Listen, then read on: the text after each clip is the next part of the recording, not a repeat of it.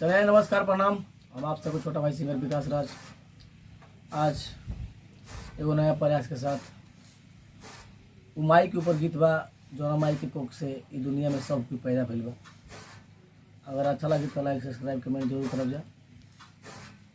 भाई खातिर ना माई खातिर जरूर करब जा। चलिए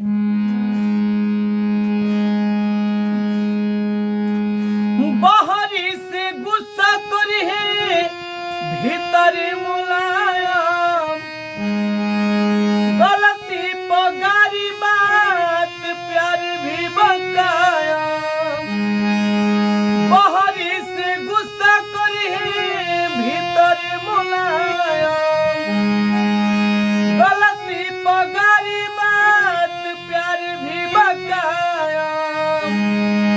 9 महीना अपना कोख में रखेली माई होली हो, माई होली मारली तो छुप के रोएली। माई होली मारली तो छुप के रोएली।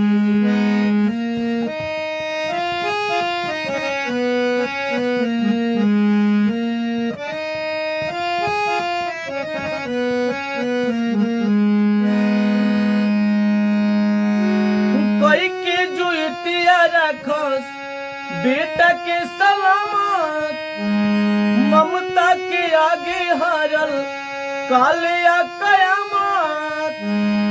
कोई के जुतिया रखस बेटा के सलामत, ममता के आगे हारल कालिया कयामत। कवनो कष्ट से वो खूल के लड़ेली माई होली है।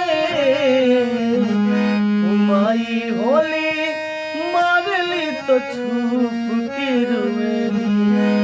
माई होली मारली तो छुप के रोएली।